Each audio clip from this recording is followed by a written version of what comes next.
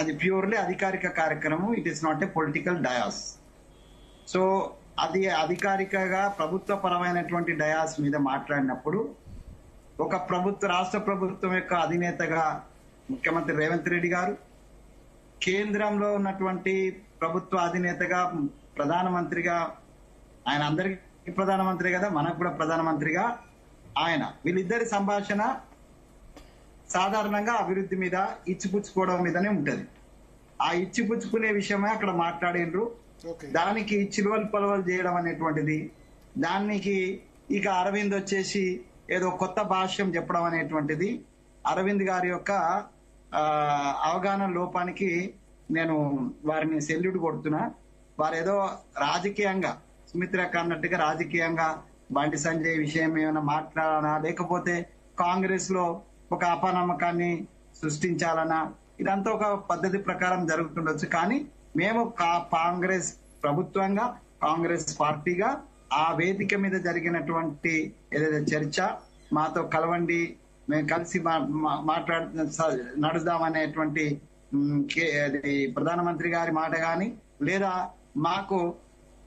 మేము federal system లో ఇంతకు ముందు ఫెడరల్ స్ఫూర్తి ప్రకారము మన్మోహన్ సింగ్ గారు ఎట్లయితే మీరు గుజరాత్ ముఖ్యమంత్రిగా ఉన్నప్పుడు ఏ విధమైతే ఫెడరల్ స్ఫూర్తి తోటి విరివిగా మీకు మీ అభివృద్ధికి సహకరించిందో, అట్లాగా మీరు కూడా మా అభివృద్ధికి సహకరించండి అని ముఖ్యమంత్రి గారు చెప్పడం గాని, ఇదంతా కూడా రాజకీయాలకు అతీతంగా జరిగినటువంటి చర్య. దీంట్లో రాజకీయాలు చొప్పించొద్దని నేను అంటున్నా. సరే, చొప్పించడానికి అరవింద్ చేసేటువంటి ప్రయత్నం ఏదైతే ఉన్నదో అది సమంజసం కాదని నేను భావిస్తున్నా. తర్వాత మా పార్టీకి సంబంధించి ప్రతి ఒక్కరు షిండేలే, ప్రతి ఒక్కరు అంటే భారతీయ జనతా పార్టీలో ఉన్న లుకలుకలు బయటికి పడాయి.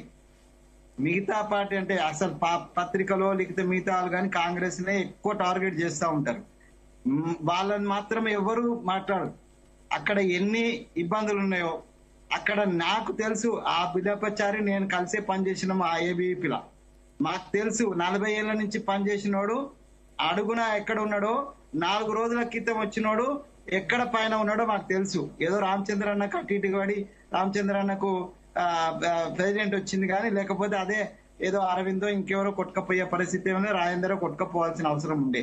సో కాబట్టి ఆయన ఏదో మంచిగా ఉన్నదని, కాకపోతే ఏంటంటే దేశభక్తి పేరుతోటి, డిసిప్లిన్ పేరుతోటి కార్యకర్తలను, సిన్సియర్ కార్యకర్తలను గొంతు కోసి పక్కన పెడతారు.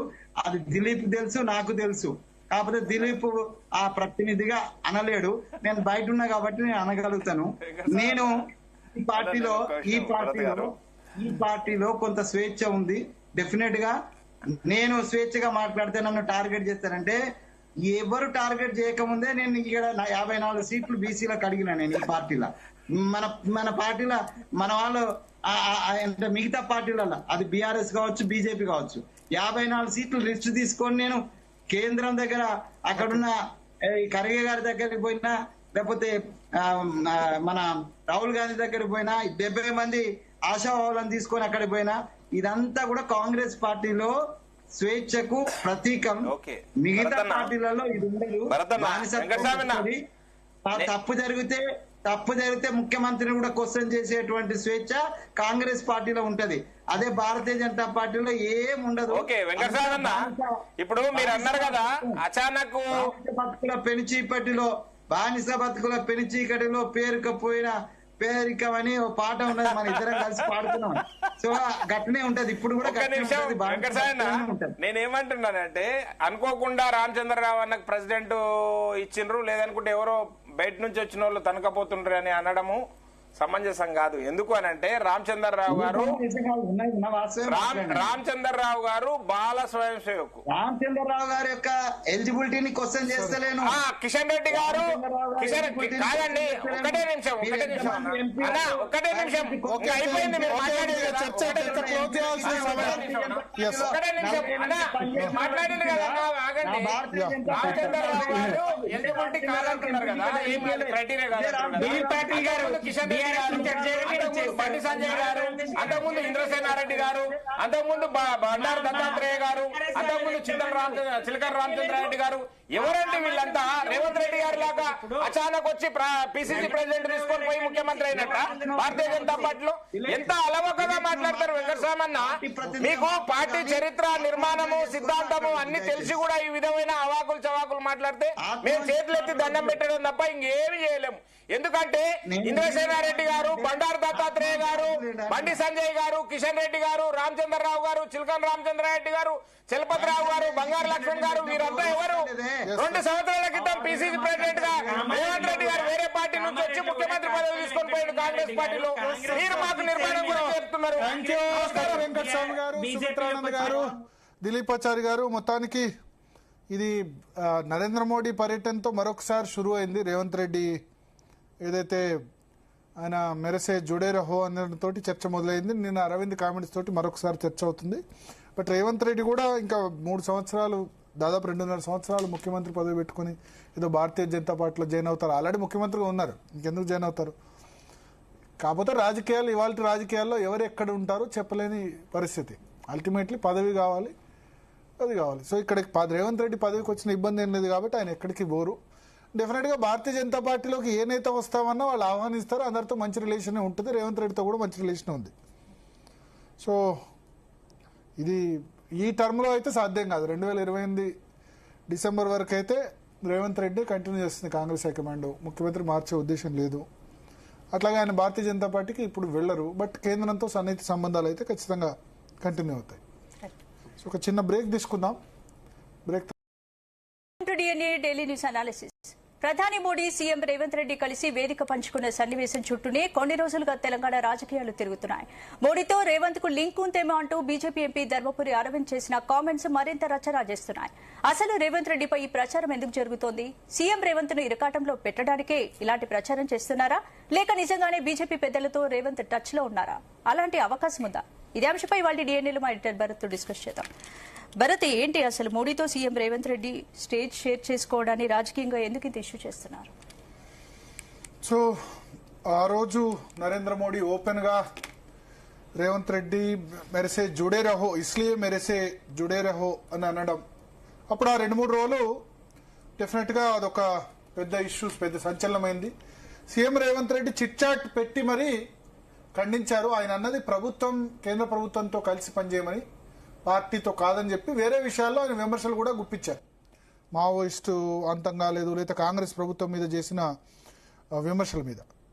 అయితే ఒకటి, ఇప్పుడు ఇక్కడ సమస్య ఏంటంటే, మన రాజకీయాలు ఎట్లా తయారైనాయంటే, ఆపోజిట్ పార్టీలో ఉన్నా సరే పూర్తి శత్రువుగా వ్యవహరించాలి, తిట్టాలి. ముఖ్యమంత్రి ఉంటే గనక, ఆయన కాంగ్రెస్ బీజేపీ ఉంటే రోజు తిడుతూనే ఉండాలి. తిట్టకపోతే అనుమానం, వీళ్ళు వాళ్ళు మ్యాచ్ ఫిక్సింగ్ అని చెప్పి అట్లా అయిపోయింది. ఇప్పుడు ఎగ్జాంపుల్, మొన్నటి వరకు ఏం పర్సెప్షన్ ఉండే అంటే, రేవంత్ రెడ్డికి భారతీయ జనతా పార్టీలో 2-3 ఫ్రెండ్స్ ఉన్నారు, వాళ్ళ కోసం ఆయన కొంత క్లోజ్గా వాళ్ళతో పనిచేస్తున్నారు. ఆ 2-3లో బండి సంజయ్, ధర్మపురి అరవింద్, వీళ్ళిద్దరు పేర్లు ప్రధానంగా వినిపించాయి. ఎస్పెషల్లీ ఇప్పటికి కూడా బండి సంజయ్తో రేవంత్ రెడ్డికి సాన్నిహిత్యం ఉంది. అందుకనే బండి భగీరథ విషయంలో పోలీసులు చర్యలు తీసుకోలేదని బీఆర్ఎస్ కానీ లేకపోతే బీజేపీలో ఉన్న ఇంటర్నల్ వ్యక్తులు కూడా మాట్లాడుతూ ఉంటారు. అయితే వీళ్ళంతా కూడా ఒకే సమయంలో ఎంపీలుగా పనిచేశారు. 2019లో ధర్మపురి అరవింద్, బండి సంజయ్, కిషన్ రెడ్డి, ఆ తర్వాత సోయం బాపురావు ఉండే. ఇప్పుడు సోయం బాపురావు ఎంపీ కాదు. కాంగ్రెస్ నుంచి ఉత్తమ్ కుమార్ రెడ్డి, కోమటిరెడ్డి వెంకటరెడ్డి, వీళ్ళందరూ ఉండే. సో రేవంత్ రెడ్డి, బండి సంజయ్, అరవింద్ ఆ టర్మ్లో 2019 to 24లో క్లోజ్గా ఉన్న మాట వాస్తవమే. ఇంక్లూడింగ్ టీఆర్ఎస్ ఎంపీస్ కూడా. టీఆర్ఎస్ ఎంపీస్ అప్పుడు కొత్త ప్రభాకర్ రెడ్డి వాళ్ళు ఉండే. ఎందుకంటే ఢిల్లీలో, హైదరాబాద్లో రాజకీయాలు వేరే ఉంటాయి, ఢిల్లీలో రాజకీయాలు వేరే ఉంటాయి. చాలా మంది అర్థం చేసుకోవాలి. ఢిల్లీలో ఎంపీల ఇంట్లో డిన్నర్లకి పార్టీలకు అతీతంగా పోతారు. ప్రధానమంత్రి నరేంద్ర మోడీ కూడా కాంగ్రెస్ పార్టీ ఎంపీ పిలిస్తే పెళ్లికి పోతాడు. టీఆర్ఎస్ వాళ్ళు పిలిచినా పోతాడు. అక్కడ ప్రధానమంత్రి కూడా పెళ్లి రిసెప్షన్స్ లకు వెళ్ళడం, 1 minute వెళ్ళి రావడం అన్నది కామన్. ఈ విషయం మనం గుర్తుంచుకోవాలి. సో ఢిల్లీలో ఉండేవాళ్ళు పార్టీలకు అతీతంగా వ్యవహరిస్తారు. ఇప్పుడు టీఆర్ఎస్ లోక్సభ పక్ష నేతగా జితేందర్ రెడ్డి ఉండే 2014 to 18. మొత్తం తెలంగాణ ఎంపీలతో పాటు బీజేపీ ఎంపీలు, కేంద్ర మంత్రులతో అత్యంత సన్నిహితంగా మెలిగేవాళ్ళు జితేందర్ రెడ్డి. దాంతో 2018లో 2019 పార్లమెంట్ ఎలక్షన్స్ వచ్చినప్పుడు కేసీఆర్ జితేందర్ రెడ్డికి టికెట్ ఇవ్వలేదు. ఈయన కాంగ్రెస్, బీజేపీ ఎంపీలతో సన్నిహితంగా ఉన్నాడని చెప్పి. కానీ ఢిల్లీలో అట్లా ఉండదు. ఢిల్లీలో ఎంపీలుగా పనిచేసినప్పుడు ఏంటంటే, నేను ఢిల్లీలో 8 సంవత్సరాలు మీడియా పనిచేశాను. తర్వాత ఈ డిన్నర్స్ కు వాటికి అన్ని పార్టీల ఎంపీలు అటెండ్ అవుతూ ఉంటారు. రఘురామకృష్ణరాజు డిన్నర్ ఇచ్చాడు, లేకపోతే రేవంత్ రెడ్డి డిన్నర్ ఇస్తే వైసీపీ ఎంపీలు పోయారని చెప్పి జగన్మోహన్ రెడ్డి వాళ్ళను సీరియస్ అయిన సందర్భం ఉంది. సో ఢిల్లీలో ఎంపీలుగా పనిచేసినప్పుడు టీఆర్ఎస్, బీజేపీ, కాంగ్రెస్ ఉండదు, వాళ్ళంతా కూడా మిత్రులు. ఇప్పుడు ఎగ్జాంపుల్ సుప్రియా సూలే, ఎన్సీపీ, శరద్ పవార్ గారాలపట్టి కూతురు. ఆమెకి చాలా ఒక లేడీస్ గ్యాంగ్ మెయింటైన్ చేస్తూ ఉంటారు. కవిత, తర్వాత మధుయాష్కి కవిత ఇద్దరు ఒకళ్ళ మీద ఒకళ్ళు, మధుయాష్కి మీదే కవిత గెలిచారు. కానీ వాళ్ళిద్దరు కూడా సుప్రియా సూలే క్లోజ్. పార్లమెంట్ సమావేశాల్లో ప్రతిరోజు సాయంత్రం ఏదో ఒక దగ్గర డిన్నర్ ఉంటుంది. అయితే ఎంపీలు డిన్నర్ ఇవ్వడమో, వాళ్ళ ఒకళ్ళ ఇంటికి ఒకళ్ళు పోవడమో. ఎందుకంటే ఢిల్లీలో సెక్యూరిటీ ఇవన్నీ ఉండవు, ఇక్కడంతా నియోజకవర్గ పని కూడా ఉండదు. సో ఎంపీలు ఒకరికొకరు క్లోజ్ అయిపోతారు. సో ఇప్పుడు రేవంత్ రెడ్డికి ఆ టర్మ్లో బండి సంజయ్ అరవింద్ చాలా క్లోజ్. సో దాంతో ఏంటంటే బండి సంజయ్ బీజేపీని దాదాపు జిహెచ్ఎంసీ ఎన్నికల వరకు కూడా నడిపించి, మునుగోడు ఆ తర్వాత జరిగిన ఎన్నికల వరకు కూడా చాలా బాగా నడిపించారు. సడన్గా ఆయన అధ్యక్ష పదవి నుంచి తీసేశారు. సో తీసేసిన తర్వాత ఇక్కడ జరిగిన ఇష్యూ ఏంటంటే, బండి సంజయ్ ఆ సీఎం సీట్లో కూర్చోవాలి ఒకవేళ భారతీయ జనతా పార్టీ కనుక ఒకవేళ సింగిల్ లార్జెస్ట్ పార్టీ అయినా. ఎందుకంటే కాంగ్రెస్ పార్టీ అప్పటి వరకు 0 ఉండే. ఆ ప్లేస్ లో రేవంత్ రెడ్డి వచ్చారు. గుడ్ టర్మ్స్ బండి సంజయ్ రేవంత్ రెడ్డి మధ్య లేవని నేను అనను, ఖచ్చితంగా ఉన్నాయి. ఈవెన్ రేవంత్ రెడ్డి అరవింద్ మధ్య కూడా గుడ్ టర్మ్స్ ఉన్నాయి. కానీ ఇటీవల ఆ టర్మ్స్ చెడిపోయినట్టు. పార్టీలకు అతీతంగా ఫ్రెండ్స్ ఉండడం తప్పేం కాదు. ఎస్, తప్పేం కాదు. కానీ మన రాజకీయాల్లో ఏంటంటే అట్లా ఉంటే గనక తిడుతున్నారు. కిషన్ రెడ్డినే ఫర్ ఎగ్జాంపుల్ ఉంది. కిషన్ రెడ్డిని బీఆర్ఎస్ కోవర్ 2, బీఆర్ఎస్ కు అనుకూలం అని చెప్పి పోయిన 10 సంవత్సరాలు బీఆర్ఎస్ ఉన్న సమయంలో పాపం అనవసరంగా నిందలేశారు కదా. Kishan Reddy BRS close, TRS close, TRS ఏం చెప్తే అది చేస్తాడని చెప్పి కాంగ్రెస్ వాళ్ళు నిందలేశారు, బీజేపీ సొంతంలో ఉన్న సోషల్ మీడియా వాళ్ళు కూడా నిందలేశారు. కానీ నేను అబ్జర్వ్ చేసింది ఏంటంటే, కిషన్ రెడ్డి ఆయన పార్టీ కార్యాలయంలోనే పెరిగారు. తల్లిదండ్రి పార్టీ అన్న విధంగా పార్టీలో పార్టీ కార్యాలయంలోనే పెరిగి అక్కడి నుంచి ఆయన హిమాయత్ నగర్ ఎమ్మెల్యేగా గెలిచి భారతీయ జనతా యువమోర్చా దేశాధ్యక్షుడిగా పనిచేశారు. భారతీయ జనతా యువమోర్చా వెంకయ్యనాయుడు సమయంలో. సో పనిచేసి అంచెలంచెలుగా ఎదుగుతూ వచ్చారు. ఇప్పుడు పార్టీ వెళ్ళి కిషన్ రెడ్డి మీరు 9వ అంతస్తు నుంచి దూకండి అంటే వెంటనే దూకేస్తారు, ఎందుకు అని అడగరు. అంత కమిట్మెంట్ పార్టీ పట్ల. కానీ ఆయనకు టీఆర్ఎస్